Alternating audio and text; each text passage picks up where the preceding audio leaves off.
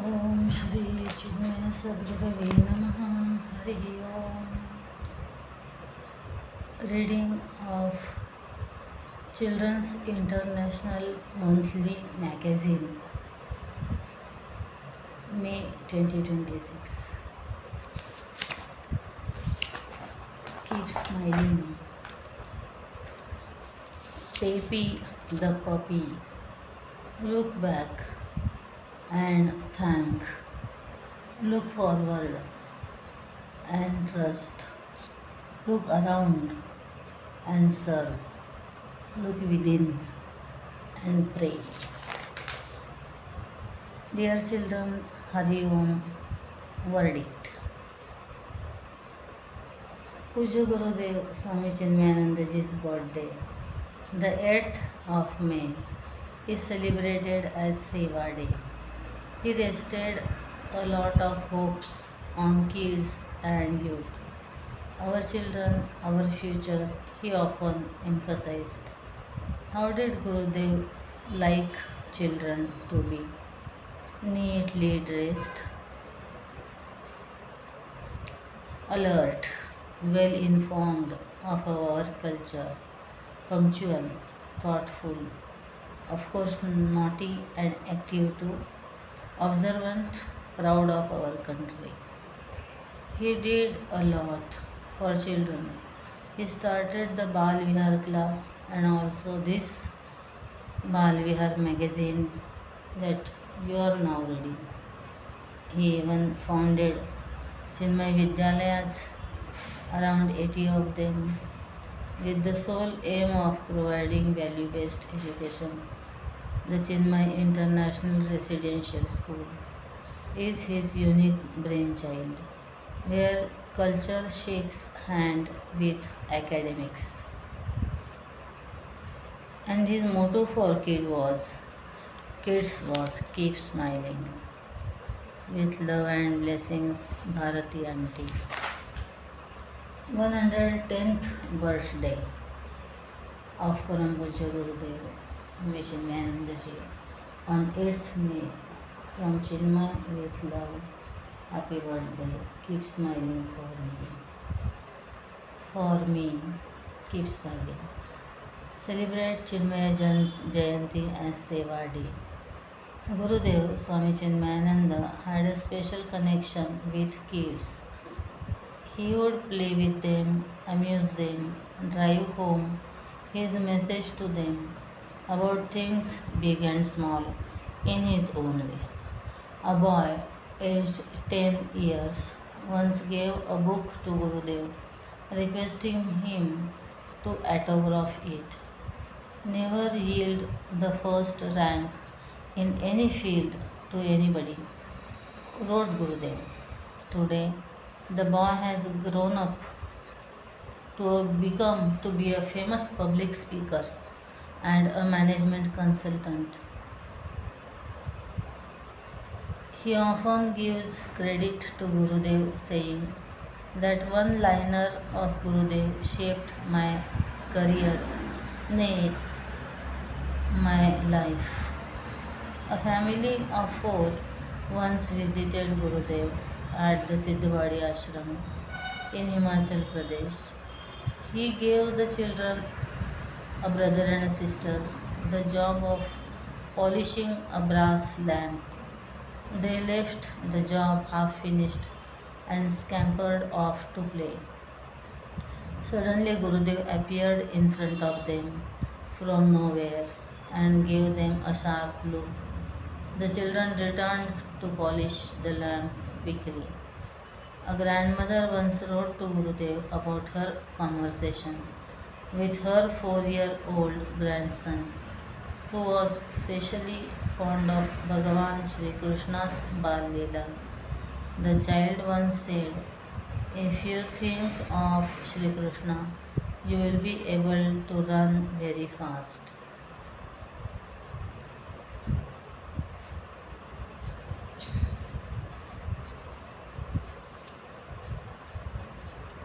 Run where? Asked the grandmother. Where else but to him? The grandmother had got it right. The grandson has got it right.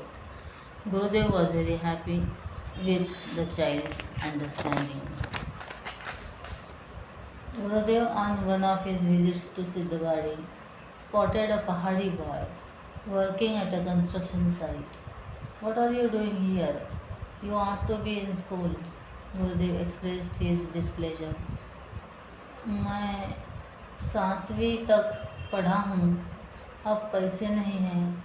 I have studied up to the 7th standard. Now we have no money. The boy expressed his helplessness. Gurudev immediately called for the ashram manager and instructed him to fund the boy's education. Gurudev made sure that Balvihar classes were conducted for the Pahadi kids during his visits to Siddhavadi. However tight his schedule was, he took time off to watch a program put up by them, songs, skits, dances, based on their Balvihar classes. All this was Gurudev's love for kids translated into action. Bharti सूक्तम पर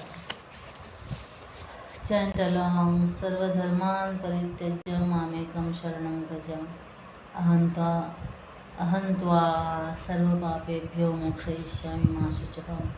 Srimad Bhagavad Gita 1866. Keep Bhagwan in your heart. He guides you, protects you, and helps you feel brave, happy, and safe. Chinmaya plays Birdy Buddies. Raghav and Dharmesh were excited. The football season was nearing. Today being a sunny Sunday, the boys and their team, along with their coach Anand sir, had come to the park for a practice match. They greeted the opposing team and the match began. The boys were well equipped as their mothers had given them some coconut water and regular water as the weather was terribly hot and humid. Raghav kicked the ball, aiming for the nets, and yes, it was a goal. As the rest of the team rushed to congratulate Raghav, they were all stunned. On the ground lay 6 7 birds of different sizes, looking lifeless. One of the boys got into action and the others to join in.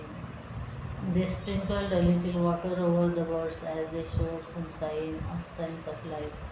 Then the boys scooped the fragile creatures into their arms, wanting to take them to veterinary super pets, which was near the park. The boys and the birds all piled in as their guardians drove them to the vets. The chief vet, Dr. Nicole, said the birds were brought just in the nick of time so that they could be revived. Why did this happen? The boys asked in chorus. Dr. Nicole calmed them. She said many of these birds migrated to the cities since there was a lot of deforestation. But now, in this extreme hot weather, it is difficult for them to find water bodies to drink from. So, usually, they get exhausted or sometimes even die of thirst. She further elaborated, children like you, along with your siblings and parents, should create water sources so that these birds do not have to suffer in summer. The children at once got into action. They turned their houses upside down, searching for any type of boughs that they could hang on the trees. They went to their neighbors and even the corner shopkeepers, explaining their situation. Everyone was very cooperative, and soon the boys had many bowls. Now it was the turn of the fathers to drill 2 holes in the bowls so that they could be hung from the trees. The boys first hung the bowls in some spots near their homes. They then ventured to the park where there were many trees. Soon all the bowls were hanging from the trees, but there was more to be done. The boys had to slowly and carefully climb up again with clean water to fill the bowls. Once all this was done, the children relaxed. It was satisfying to see that none of the birds were suffering, and it was awesome to see the birds splashing about in their bird baths. The boys did resume their football again, but before they began the game, they filled clean water in the bird bowls. This tree climbing soon became their pre game warm up and post game stretching. Both the teams played in sporting rivalry. Truly, all these incidents taught them to live up to the ideals of Gurudev Swami Chinmayananda, living honestly the noble life of sacrifice and service. The perfect prasad script Rutvik artwork Ishwari. Atharva's mother was busy making laddus. Wow, so many laddus. My mouth is already watering. Not yet, Atharva. First we offer to God. Lucky God, poor hungry me. Now can I eat? One moment. Let us pray and offer it properly. But Ma, God didn't even touch laddus. Touch a laddu. You give me. I will finish all of them. Oh, you surely can, but tell me, what helps you digest all that food? Hmm. My tummy. And who makes your tummy work? God, exactly. God isn't hungry for laddus, He takes care of us. When we offer food, we say thank you to Him for giving us food, health, and happiness. Food, health, and happiness. That's why the food becomes prasad. So, prasad reminds us that everything comes from God. Yes, my child, and remembering Him adds sweetness to our life. Jai Shri Krishna. How animals stay cool in the heat. It was a very hot evening. Dad walked in from the parking lot, wiping sweat from his forehead. Turn on the fan for me, dear Bindu, he said. I had the AC all day at work, but this short walk home has made me hot. I can't wait to stop sweating. Bindu switched on the fan and smiled. Appa, sweating is actually how our bodies cool down. I know, Dad replied. I just wish we had easier ways to cool off. Animals have many clever ways to cool down, Bindu said. I am learning about them for my project. Some animals sweat like we do, Bindu explained. Horses and primates, such as monkeys and apes, sweat to cool their bodies. Dogs also sweat, but only from their feet, and that area is very small. So, how do dogs cool down? Dad asked. They pant, Bindu said. Panting moves air quickly through their bodies. As moisture evaporates, it cools them down. Some birds also cool down by panting.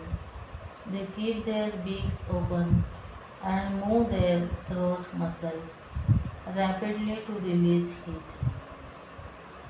Dad nodded. I wonder about bigger animals such as elephants. Their big ears help them, Bindu said. Warm blood flows through the ears. Heat escapes and cooler blood returns to the body. Jackrabbits likely use their long ears in a similar way. Some animals use water to cool down. Bindu continued, turtles move into deeper water during hot days. Freshwater fish like bass swim to cooler parts of lakes. Many animals, including tigers, elephants, and birds, splash in water or take baths to cool themselves. Dad laughed. How I wish I could jump into a pool right now. He then looked closely at Bindu's face. Wait, you have a face pack on. Bindu giggled. Yes, a mud face pack. I'm trying to cool down too. That reminds me of pigs, she added. Pigs cool down by rolling in the mud. As the mud dries and evaporates, it cools them down and also protects their skin from sunburn. Just then, Mom walked in carrying a box. I am packing away all the sweaters and jackets. She said, we won't need them until next winter. Bindu smiled. That reminds me of another way animals handle heat. Some animals enter a resting state called estivation. It's the opposite of hibernation. Some animals, like certain toads and snails, rest during very hot weather to save energy and avoid drying out. Dad smiled. Animals really do have smart ways to stay cool. Bindu nodded. Yes, Appa. Nature always finds a way.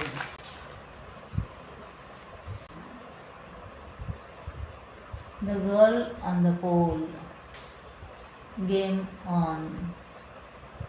Siley stood tall, arms pressed to her sides. She breathed in the fresh morning air in the park and leapt. In one swift moment, she grabbed the tall wooden pole and flipped.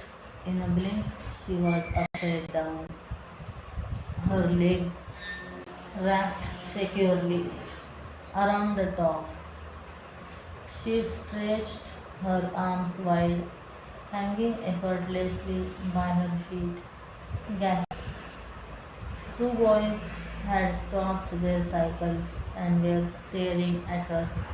Sally swung herself upright and climbed higher. In a flash, she looped her arms around the pole. One leg slipped through, then the other. It looks like a thread going through a needle, whispered one boy. They watched wide eyed as she moved from one pose to another. She held the top of the pole and stretched her body straight towards the sky. Then she tilted sideways, her body sticking out like a flag. Next, she climbed back up, held the pole with one hand, stretched the other out, and flattened her body.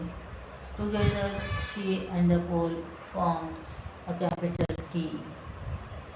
The boys clapped in amazement. The girl was defying gravity. When Siley sat on the pointy top of the pole, twisted one leg behind her neck and stretched out the other, the boy said, I know, she is doing yoga. My grandfather does that post. Array, who does yoga on a pole? Said the other. This is gymnastics. Sally smiled from her perch on the pole. It looked like yoga. It looked like gymnastics, but it was neither. She closed her eyes and focused. She had to get this next move just right. The state championships were only a month away. Her coach had once told her that she sport that this sport was over 200 years old. It had been created by a trainer named Balambhat Devdhar to make wrestlers strong and flexible. Had he ever imagined that girls would be practicing it, let alone excelling at it 2 centuries later? Sally tightened her grip.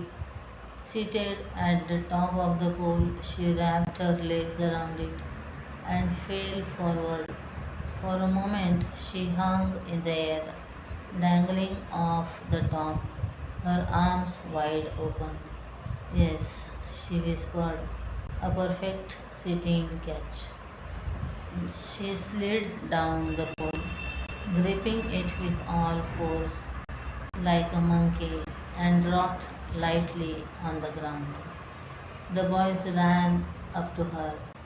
Didi, you are so good at this acrobatics, said one. Sally laughed. This is not acrobatics. It is called Mallakhamba. Malla, what? Mallakhamba, she said. Malla means wrestler.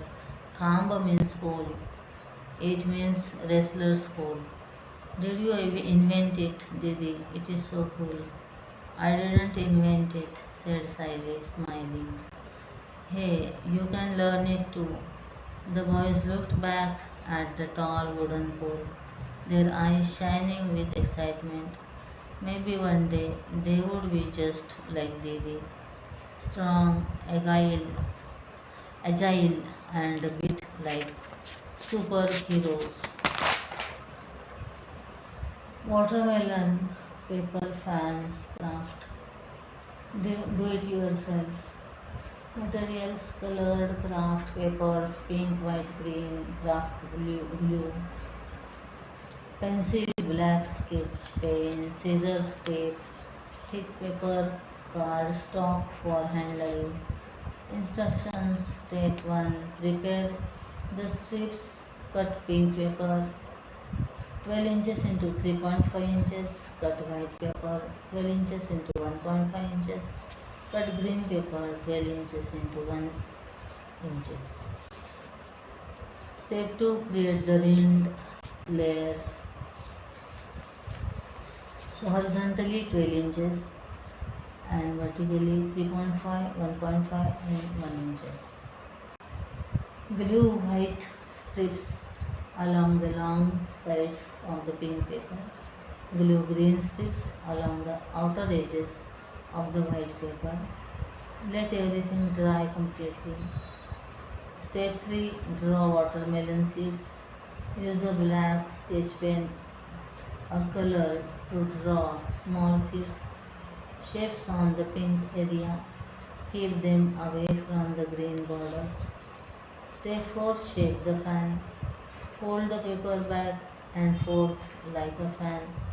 Keep folds neat and even. Gather one end tightly.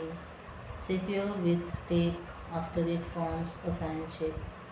Step 5, make the handle.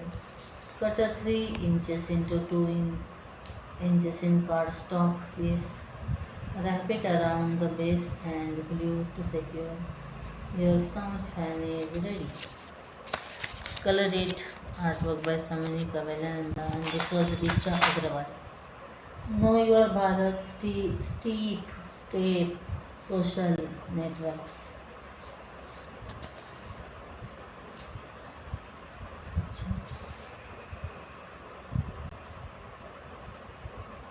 Chandni ran super excited to her mother, showing off the rupee 100 note that she had received as a gift from her grandfather on the traditional New Year in April.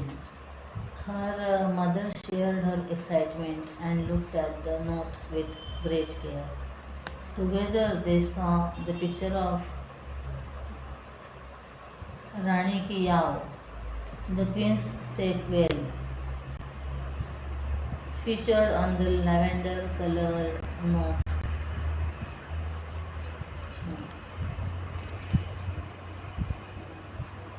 This UNESCO heritage site is known for its intricate multi-storied architecture and carvings. Chandani's mother Jayanti now sat down to discuss the image with her daughter. Chandani was equally curious and asked what a step well was. When they build steps inside a well, will it become a step well? Asked Chandani. Jayanti showed a picture of the famous Rani Ki Yav on her laptop.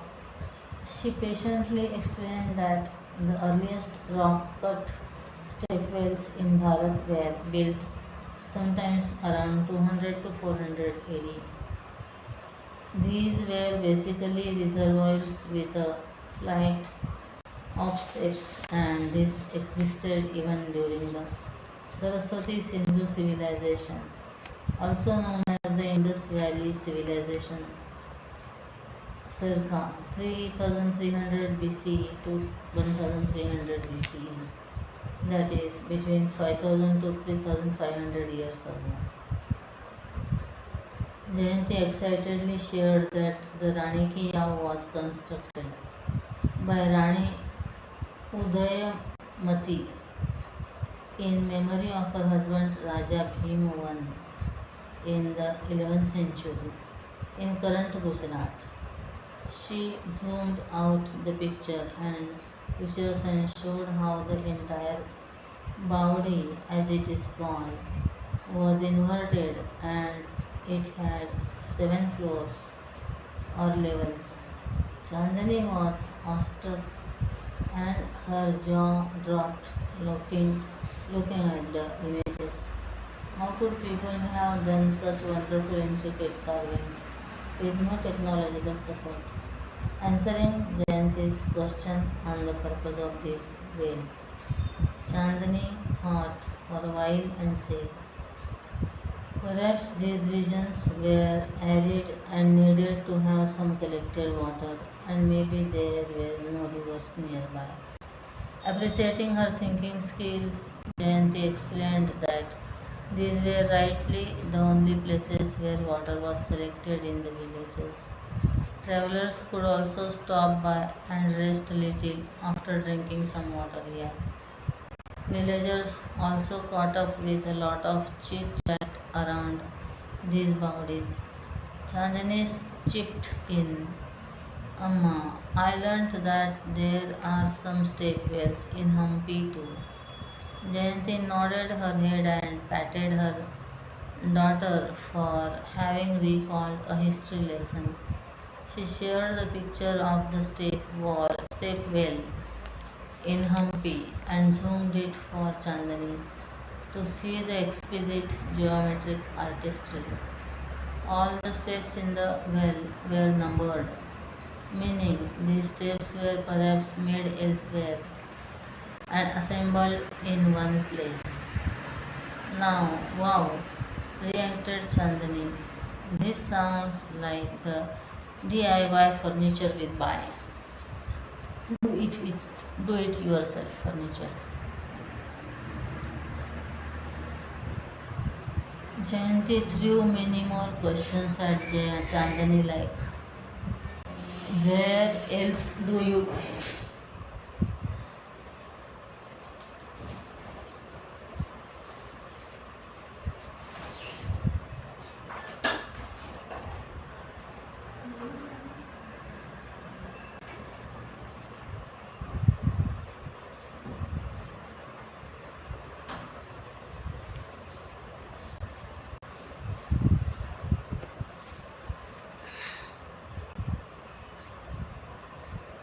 think we have step wells in India? Are they all just as marvelous? Were they all constructed by kings or rulers?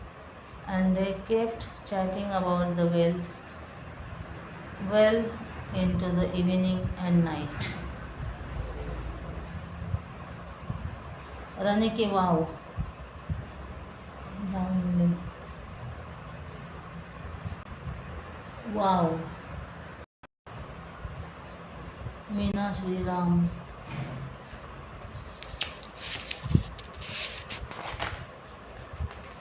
the land of saints, the taste of devotion. Narada was a celestial sage devoted to Vishnu. Traveling across the three worlds, he sang the praises of the Lord while playing a stringed musical instrument and spreading the message of devotion. Narayana, Narayana, echoed the voice of Narad with pride. Narad said, Lord, I am your greatest devotee. There is no better devotee than me in this world. Do you agree with me?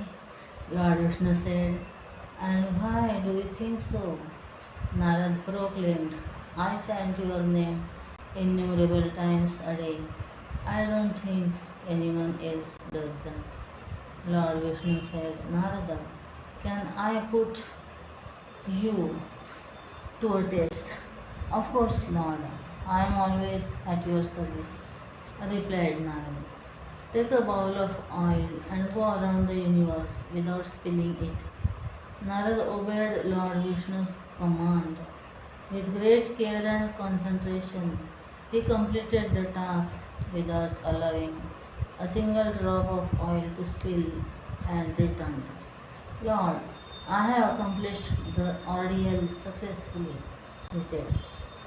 Lord Vishnu asked, Great, tell me, how many times did you chant my name during the test? Narad replied, I don't recall chanting your name even once.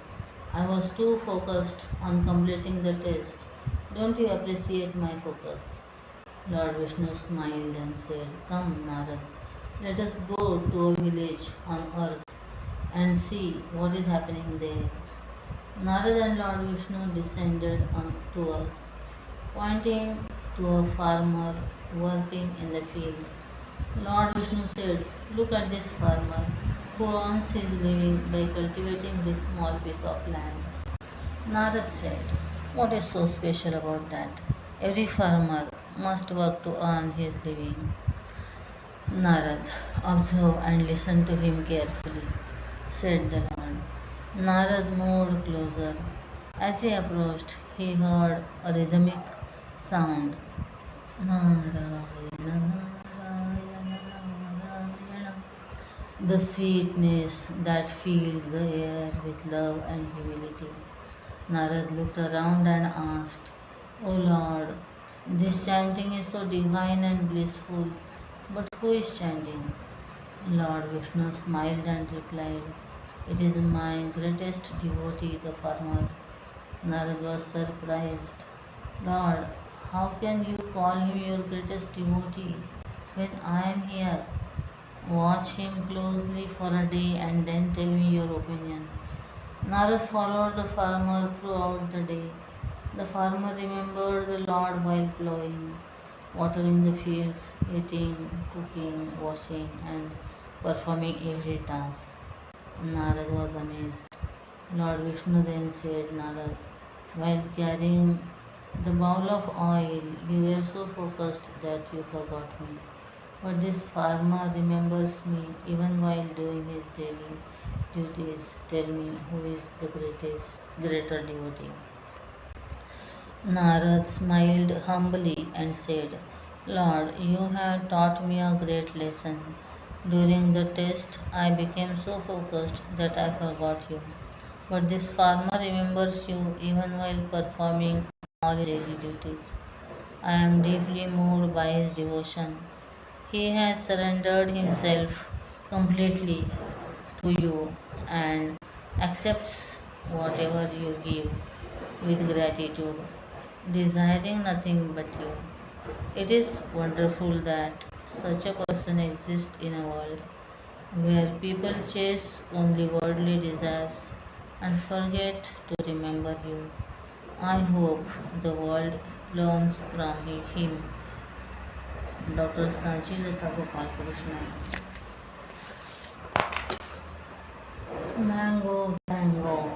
travel across Bharat through its yummy mangoes. Goa, Manpurat, Alfonso, Hapus, Maharashtra, Ratnagiri, Devgad, the king of mangoes, so rich and creamy. It tastes like mango ice cream.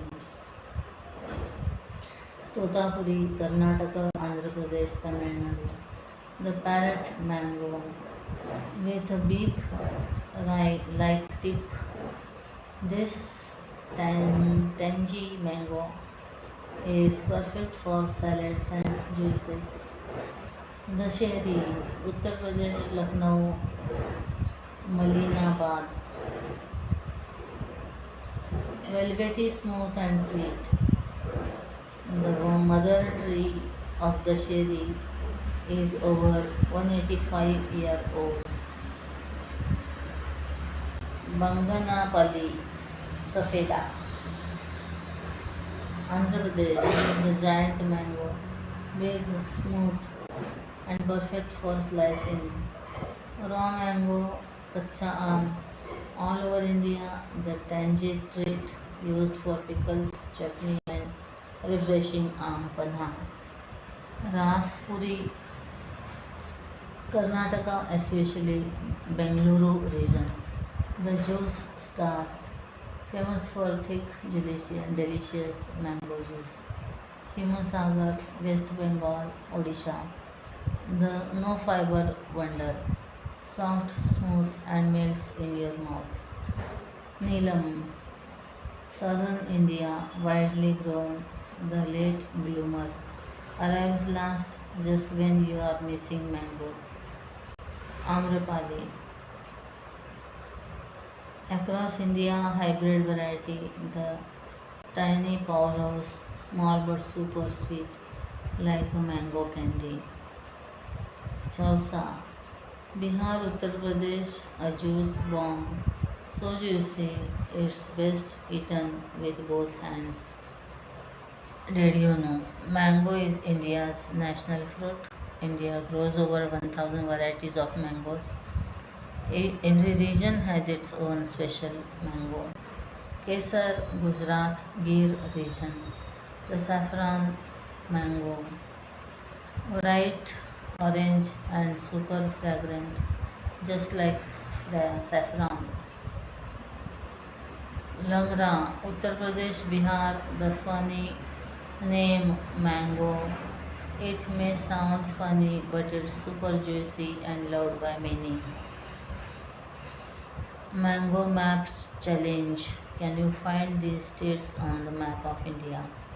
Which mango grows closest to your home? Food for thought. Aryan's discovery. Aryan was not the most organized person. His football kit, school work, and art materials were usually flung all over his desk. His sister Reshma, who shared a room with him, found it most annoying.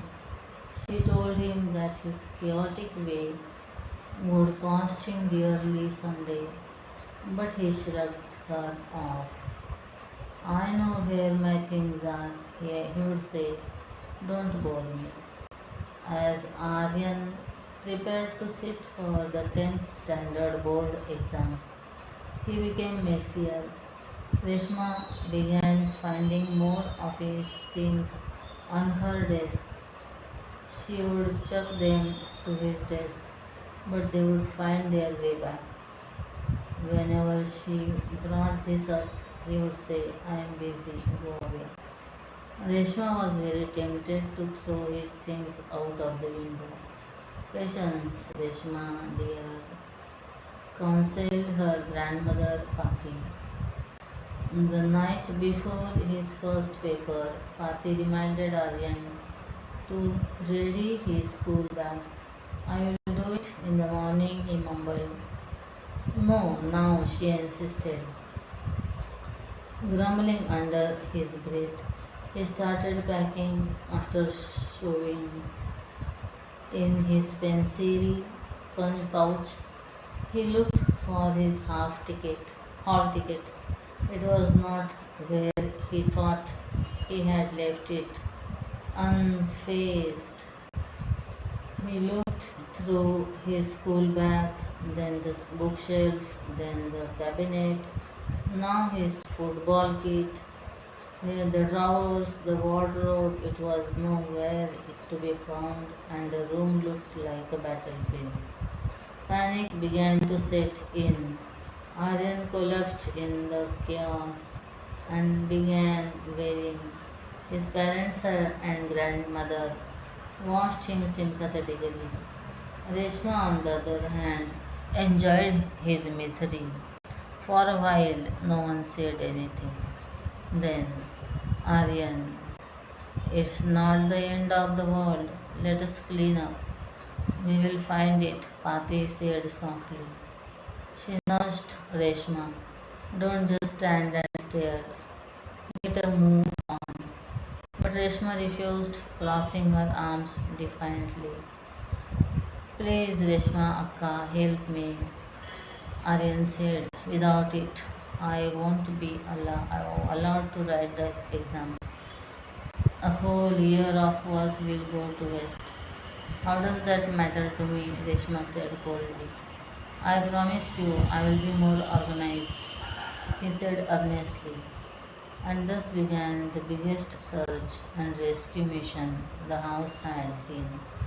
As they dug into the mess, Aryan's family found three pairs of soiled socks, two punctured footballs, a mass of chocolate wrappers, a stinking football jersey, old bus tickets, and finally his hall ticket. It was scrunched up and wedged between Aryan's desk and the wall. Reshma fished it out, smoothed the creases, and handed it to him. He whooped in joy and hugged her. You saved my life. Now you remember your end of the bargain, she said. Yes, I promised I will. With a sigh of relief, the entire family went to bed at midnight, tried, tired but hopeful. Usha Sundaresan. Clean up your room day 10th May. Plant a veggie garden day 19th May. Can we have a garden? Little Yashas sat at the dining table looking at the balcony. Papa, can we have a garden? I mean a big one with lots of plants. Papa looked around.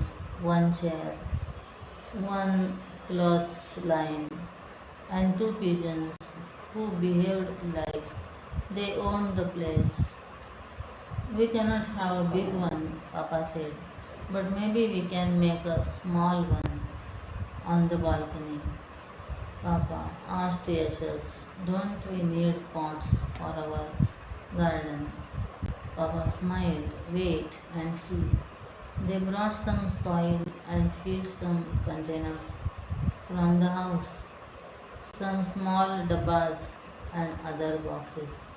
Yashas giggled as he poked the dirt.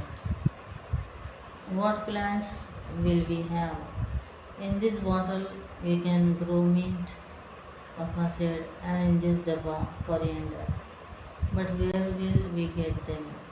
Papa nodded. We can start with what we already have. I will show you. He went to the kitchen and brought a bunch of mint. We can plant mint stems. They grow easily. Then he showed Yashas coriander seeds from the spice box. These will grow into coriander leaves. Yash's eyes were wide open. But what about spinach? I love spinach, said Yashas. We don't have spinach seeds today, Papa said. Tomorrow we will go to the market and buy some. Yashas grinned. Yes, I will need. I also need a watering can. I can make you one, Papa said. He took an old plastic bottle and many tiny holes in the camp. This will work. Yashas watered the soil gently. Is this enough? Asked. The soil should be moist, not soggy, Papa said. Just then, Mama held out her hand. Plant these two. Methi, Papa said. How did we forget? Soon we will have methi from our own garden, Mama said. Every day, Jesus declared. Papa laughed. Let us plant them in this tree. They sprinkled the seeds and covered them softly. Yasha smiled. Our garden is getting bigger. Then he asked, what else can we grow? Papa said, let us make a list. Tomatoes, spinach, chilies, and maybe beans. I like this list, Yasha said. Papa laughed. Tomorrow we add some more plants. Yasha looked at the balcony again. One chair, one clothesline, and the same two pigeons who behaved like they owned the place.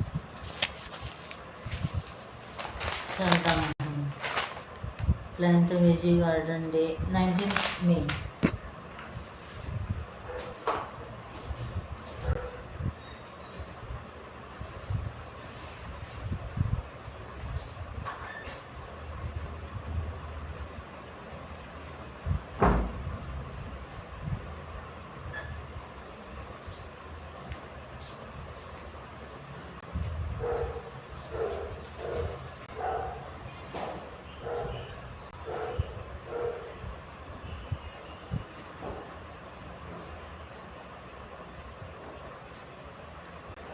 Temple Tales, a mysterious village.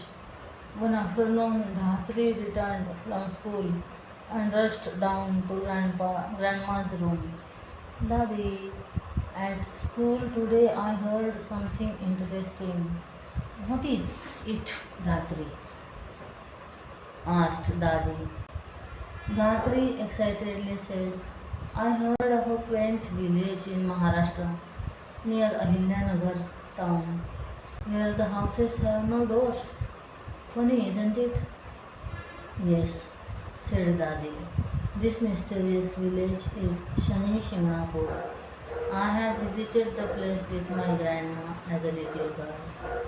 Dadi immediately cried, I heard there is a temple of Lord Shani there. You heard right, replied Dadi. I will tell you how it all happened. Dhatri's face lit up. Grandma began. The temple is different from other temples. It has no walls or ceilings. The murti of Shani Maharaj is made of a black stone. Around 400 years ago, a shepherd found it on the banks of the Panashnala Panashnala river. He poked it with a sharp stick. The murti began to bleed. The shepherd's fear knew no bounds. He didn't know what had happened. Dhatri was listening attentively. Grandma continued. That night, Lord Shanidev appeared before the shepherd in a dream and said to him, that stone is me. Now build a temple for me. The temple must not have any walls or a ceiling. The sky is my shelter. The Lord promised to look after the safety of each house in the village. Immediately, the shepherd called all the villagers and narrated the whole story. The deeply religious villagers started building the temple. In no time, it was done. Dhatri interrupted, but Dadi, I heard the houses have no doors. I am coming to that, dear, Dadi said. After the temple was built, the villagers decided that they too should not have doors in their houses, since Shani Maharaj had promised them full security. So they all removed their doors. Since then, the village has doorless houses. Dadi, Dhatri interrupted again. The post office and the village school too don't have doors. True, said Grandma. Even the local police station is doorless. Dhatri's eyes widened as if it in disbelief. What? She exclaimed. Dear Dhatri, Dadi said, do you know, in spite of all places, houses, shops, schools, offices, etc., being open, no crime or theft has been reported. Great, Dadi, replied Dhatri. The villagers believe that Shani Maharaj punishes anyone attempting theft. Ah, exclaimed Dhatri. Dhatri, I will tell you something even more interesting. Dadi cried. In the year 2011, the UCO Bank established a branch in Shani Shingnapur. This branch too is doorless.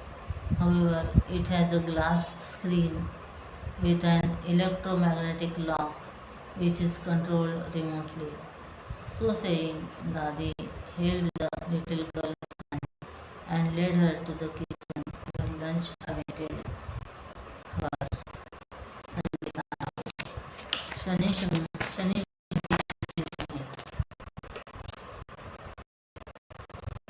is on Puja Gurudev Swami Chinmayananda.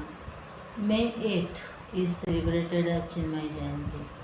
This year is very special as we are also celebrating 75th years of Chinmay Mission, Chinmay Amrut Mahotsav. Here is a quiz on Puja Gurudev Swami Chinmayananda. Fill in the blanks by choosing the right answer. Balakrishna Menon, Swami Shivanandaji Maharaj, Lucknow University, Tapovanji Maharaj, Pune, Balvihar, 1916, Kerala. 1. Gurudev was born in the state of Kerala. 2. He was born in the year 1916.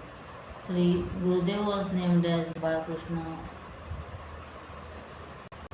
Menon by his parents.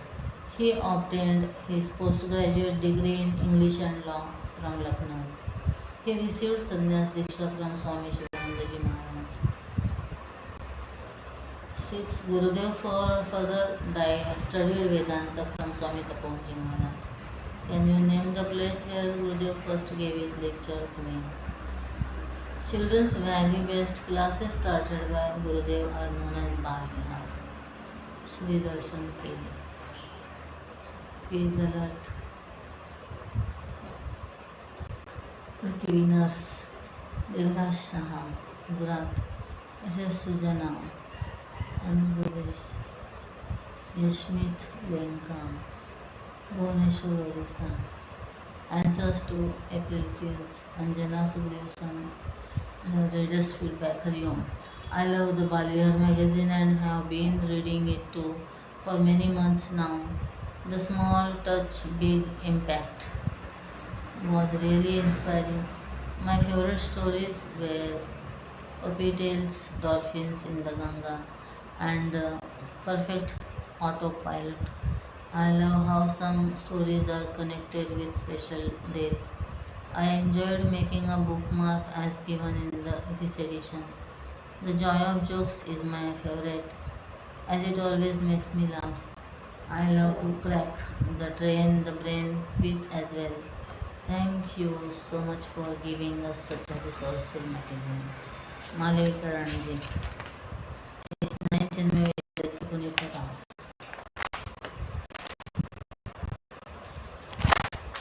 Ayushi and the Magic 333 Trick. Mind your mood.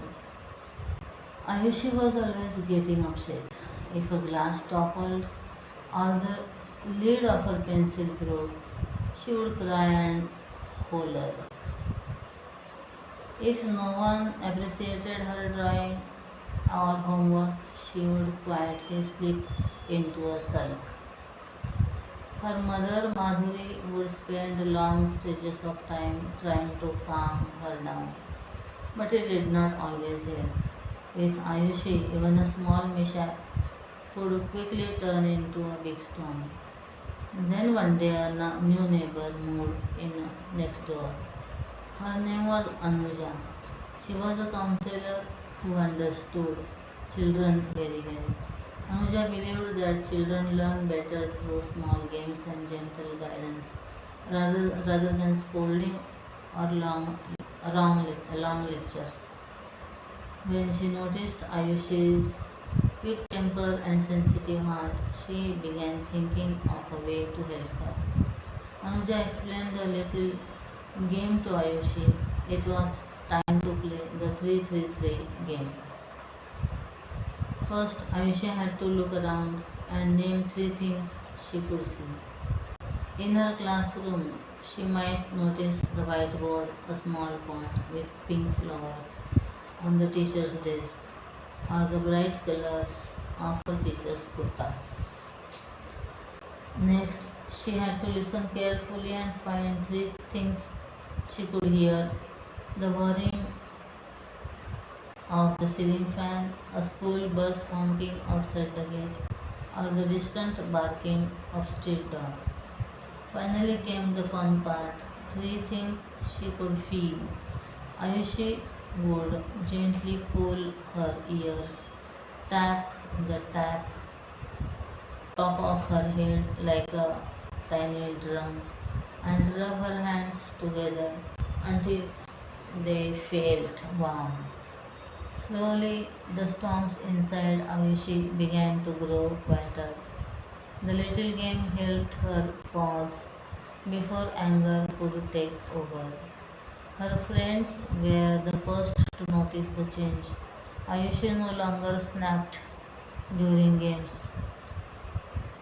In class, her teachers found it easier to guide her. At family gatherings, her cousins saw that she was turning into a new leaf. She was turning over a new leaf.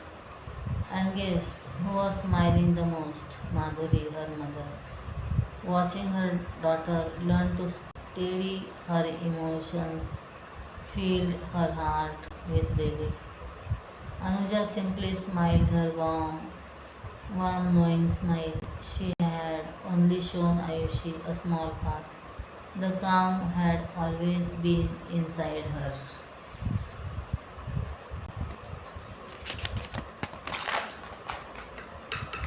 The simple way home, Keshav and Parth. Ah, ooh, Parth groaned as he limped forward, clutching his bruised leg. His bicycle lay toppled behind him on the gravel. The road outside his house was being repaired. Sand and stones were scattered everywhere. Ma had warned him again and again, don't cycle here. But Parth, of course, knew better. Or so he thought. Now he stood there, dusty, hurt, and worried. Going home was the last thing he wanted to do. If Ma saw this, there would be a full lecture, left, right, and center. Slowly dragging his feet, Parth made his way to Keshav's house. Keshav isn't home, said Devaki auntie from inside. Oh, okay, Parth muttered, sinking onto the bench outside. Now what? His mind started racing faster than his bicycle ever had. Should I lie? Should I slipped while walking? Should I lie? Say I slipped while walking. Or sneak into my room quietly. Maybe Ma won't notice. Or should I just ask auntie to help me with a bandage? Parth held his head, too many options, too many worries. Just then, fee, a loud whistle rang right next to his ear. Parth jumped. Hey, hey, got you. Keshav grinned, appearing out of nowhere. Parth frowned. Seriously, Keshav, can't you see I am in trouble? Oh, oh. Keshav said, sitting beside him. What did you do this time? Parth pointed at his bruised leg. Keshav listened quietly as Parth narrated everything, from the warning to the fall to the fear. So, what do you plan to do next? Keshav inquired, and Parth started with his list of options: lying, hiding, or getting help from Keshav's mother. Hmm. Keshav started thinking, none of these. First, let us wash the bruise. Keshav took Parth to his room and carefully cleaned and bandaged the wound. Ah, Keshav, you are such a good friend. Not for the next time you cycle over gravel. Keshav quipped. Parth sighed. Mom was right. Why didn't I listen? Keshav shrugged. Maybe you had to learn it this way. Parth went quiet. But now what? He asked. Keshav looked at him. Why are you making it so complicated? Parth blinked. Just go home. Keshav said. Tell her what happened and get scolded. Parth stared. Keshav smiled. Maybe. But hiding it won't make it better, right? Parth hesitated. Will I have to follow everything she says? Just think why she says it. Keshav replied, you will get your answer. After a moment, Parth said softly, all she cares about is my safety. Keshav smiled but said nothing. Parth looked at his bandaged leg, then at his dusty hands. For all his clever pranks, nothing had really helped except one simple thing he had been avoiding. He stood up. I think I know what to do, Keshav nodded. Good, don't overthink, just go. Parth picked up his bicycle and began walking home, this time slowly but without running away. He wasn't sure what would happen next, but he didn't worry about it anymore. Ritwik Koshti.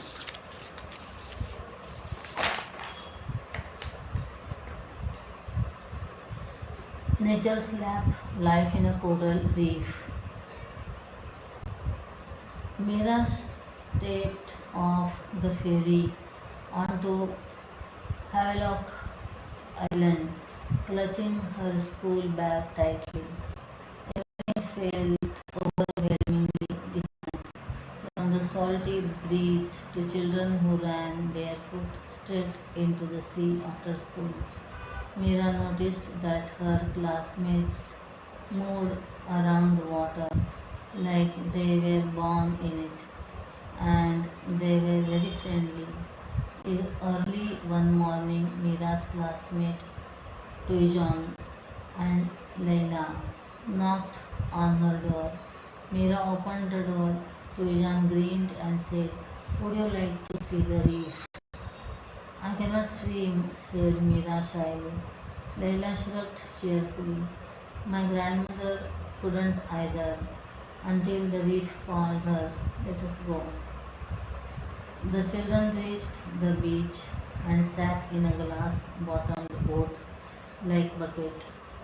As soon as Mira dipped it into the shallow water, she gasped. Corals. Below water, another world entirely. Bright purple sea fans, orange corals, electric blue fish darting between pink branching corals. A sea turtle glided past. Corals aren't rocks, explained Leila, whose family had sailed from Minicoy Island to Lakshadweep. They are tiny living animals, building a city together, one layer at a time. Mira completely forgot her fear.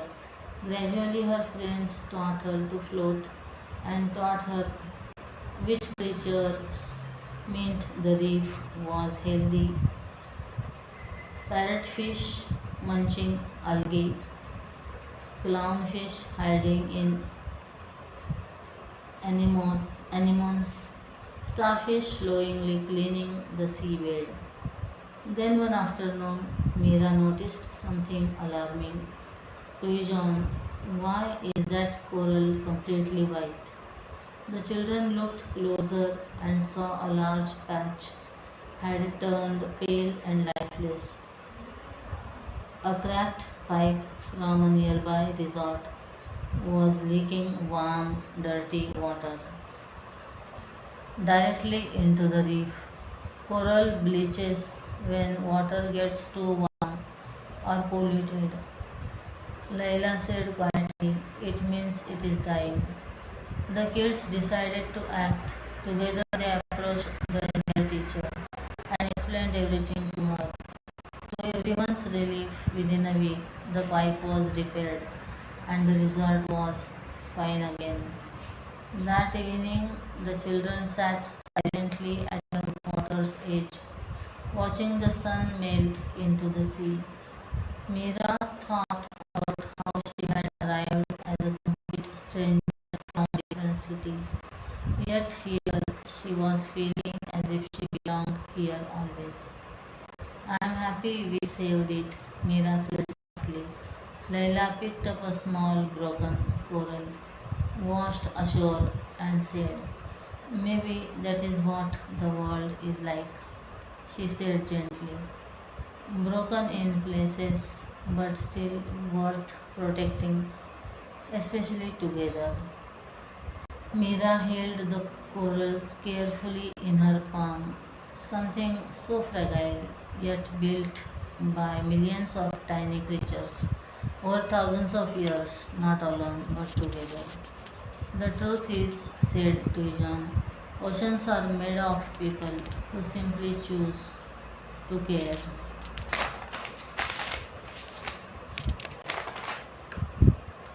Make the most of your time. Use your time well, said the sadhu. Do good to others. Spend your time in helping those in need. Read the Shastras and get good books.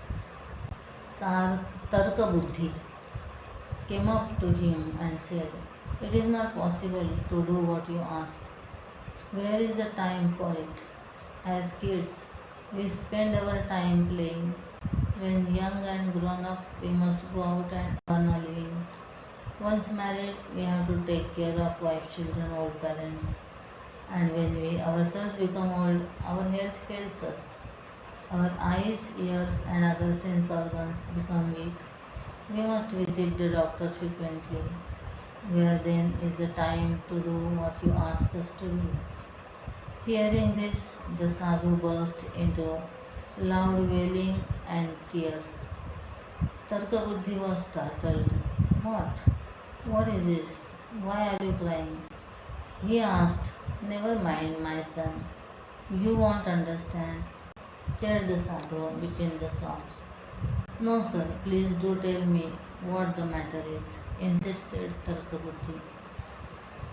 Well then, sighed the sadhu, it's like this. Most of the earth is covered with mountains and forests where one can't live properly. All the good livable places have been used up by rich and influential people. And people like me, he burst into sobs again. People like me have no place to sit, to stand, to lie down. Tell me, what am I to do? Tarkabuddhi looked at the sadhu in astonishment. But Maharaj, he said, had there been no place for you, you wouldn't have been able to sit here and tell me all this. The sadhu wiped his eyes with the end of his cloth. So too, my son, he said, if you had not the time, you wouldn't have been able to come here and tell me all that you did. All of us have all the time in the world to do what we want to do. When we don't want to do something, we will find an excuse for it. and usually it is lack of time. Go, Tarkabuddhi, go. Go and use your time well.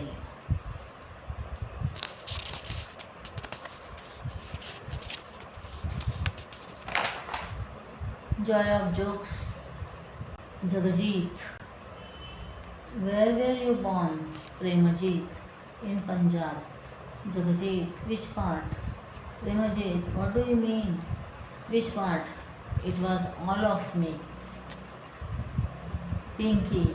What is the difference between a mosquito and a fly? Dinky. That is simple. A fly can fly, but a mosquito cannot mosquito. Mother. Didn't I tell you to take this pup and leave it in some place far away? Manoj. Yes, and that's what I did. Then, how is the puppy? Manoj said. On the way back, I lost my way and got confused. So I followed the pup which brought me back home. Gopal. My dog has lost his tail. Where can he get a new one? Govinda. In a retail shop. Do you know that planet Mars is the closest to the Earth this month? It is visible to the naked eye. Dhiru. I thought the eye is always naked except when people wear sunglasses. A lady was traveling in a train with her two kids. Pramod. Mom, what was the name of the last station where the train stopped? Mom said, shut up. Why do you want to know? Pramod said, okay, don't tell me. I want to tell you that we not got down there. Tell your kids stories for mom and dad. This is the story of Howard Maxwell and his daughter Melinda. Howard loved her 4-year-old daughter deeply. It was a daily ritual for Melinda to clamber up to her father's lap and then he would tell her a story. One day, Howard, bought a storybook called The Three Little Pups and started reading from it for Melinda. Melinda loved the stories and wanted to hear them every day. Howard had an idea. He recorded many stories in his voice, and whenever Melinda asked him to read them to her, he switched it on for her. This worked fine for 3 to 4 days. Then Melinda insisted, no, Papa, you read it. You read to me. Howard replied, come on, you don't need me for that. You can switch on the recorder yourself and hear whichever story you want, whenever you want. Melinda was tearful. I can't hear the story, Papa. But the tape recorder doesn't have a lamp that I can climb on to. I can hear the story, Papa, but the tape recorder doesn't have a lamp that I can climb on to. It is important to connect to your kid in a way which ways which says, I have the time for you whenever you want me. Love has many non-verbal expressions. Recognize your child's own special needs and fulfill them in the best possible way you can.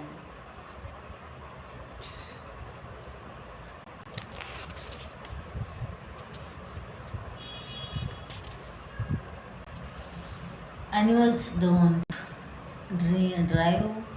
Animals don't wear makeup. Animals don't use plastic. Animals don't drop bombs. Animals don't tell lies. Animals don't use mobiles. Animals don't abuse. Because we do, why should they suffer?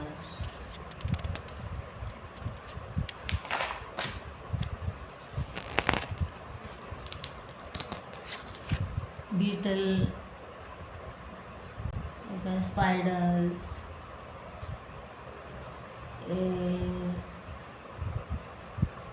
A snail. अच्छा snail है snail.